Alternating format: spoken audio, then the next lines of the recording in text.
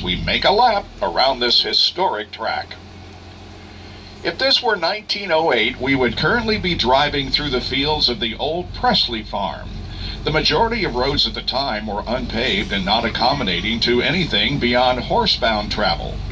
Indianapolis entrepreneur Carl Fisher had the idea to build a facility where automobiles could be tested and races held for constructors to showcase their new creations. As a result, in 1909, the Indianapolis Motor Speedway came into being. The first series of races held on track had to be cut short as the original surface of crushed stone and tar proved unsuitable for high speeds. An idea was devised to pave the entire surface in brick. Work began in the fall of 1909.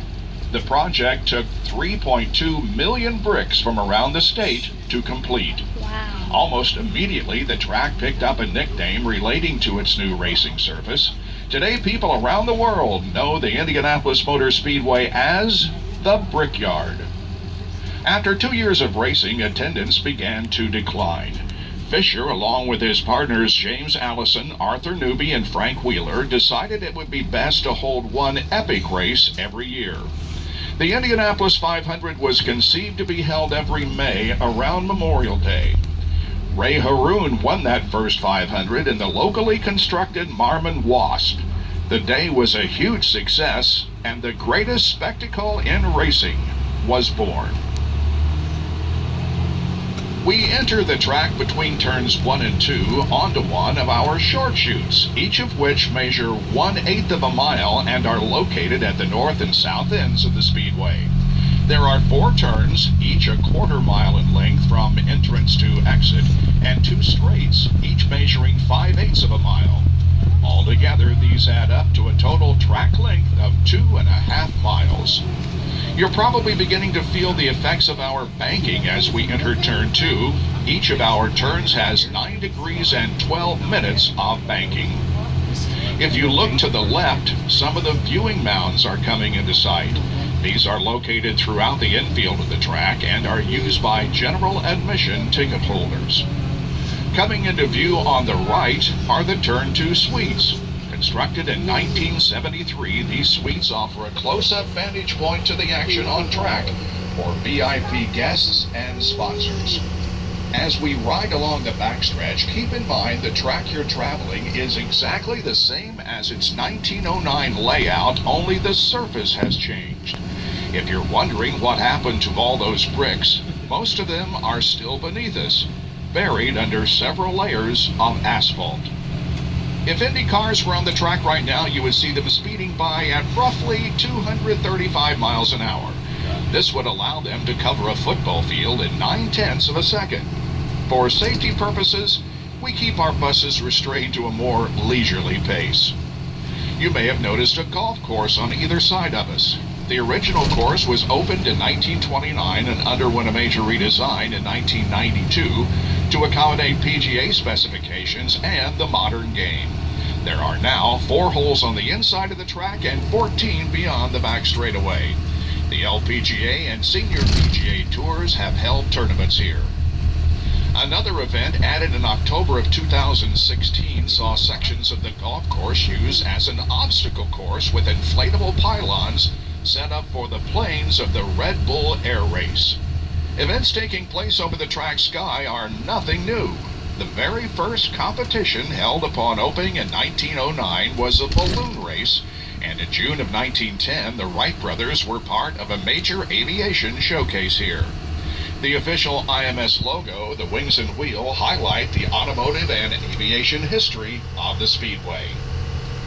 Up ahead is turn 3. As we travel through the turn, be sure to look to your right along the wall. You will notice the SAFER barrier in front of the hard concrete. SAFER is an acronym for Steel and Foam Energy Reduction. This safety feature was developed by researchers at the University of Nebraska-Lincoln in conjunction with the Indianapolis Motor Speedway. It was first installed here in 2002. The SAFER barrier is responsible for saving many drivers from serious injury and can now be found in nearly all major racing facilities in the United States. Famed World War I flying ace Eddie Rickenbacker purchased the Indianapolis Motor Speedway in 1927. Captain Rickenbacker actually raced in the 500 before he learned how to fly an airplane. He successfully guided the track through the Great Depression and installed many major safety improvements, most notably green and yellow warning lights in 1935. During World War II, the track was shut down as the nation's attention shifted to the conflict overseas. Unlike the First World War, where the ground served as an aviation repair and refueling depot, the track was largely unused from 1942 to 45 and began to be reclaimed by nature. At the urging of three-time Indy 500 winner Wilbur Shaw, Terre Haute businessman Tony Hulman saved the track from demolition in 1945, purchasing it for $750,000. The facility is still privately owned and operated by the Hulman George family. Here we are on the front straight. The first thing you might have noticed is the canyon effect created by the grandstands on both sides of the track. They may be empty now, but on race day for the 500, every one of these seats will be occupied. There is no sight quite like it in all of sports.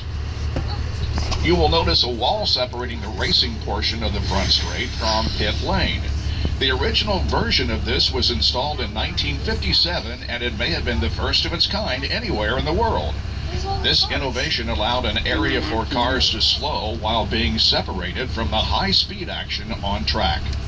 During the early days of the 500, pit stops would last several minutes, often with a relief driver temporarily taking over for the exhausted original. Today, IndyCar crews can change a full set of tires and fuel up a car in less than 10 seconds. Coming into view on the left is Victory Podium. The unique design of this structure is a combination of the trophies of the Indianapolis 500 and Brickyard 400. Both can frequently be seen on display within the museum.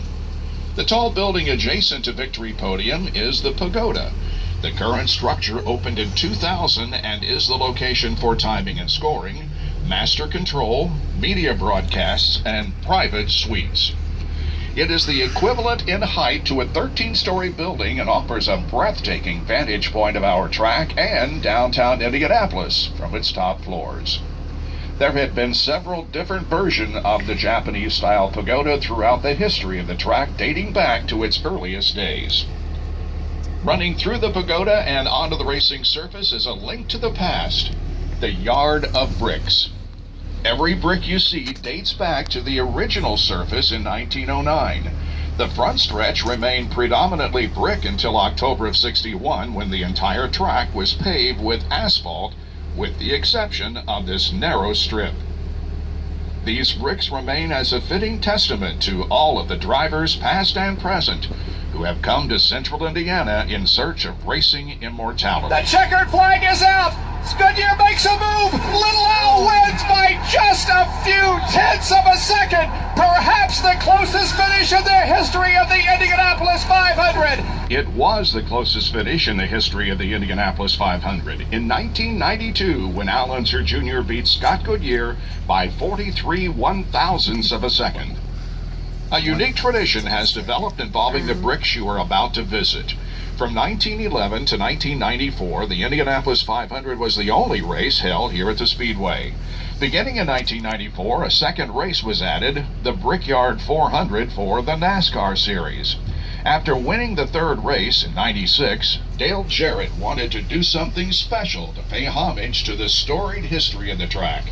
At the urging of his crew chief Todd Parrott, he made his way to the Yard of Bricks, bent over, and gave them a kiss. This tradition is now performed by winners of every major event here at the Speedway. Okay, folks, we're going to head out on the track here in a second. A couple quick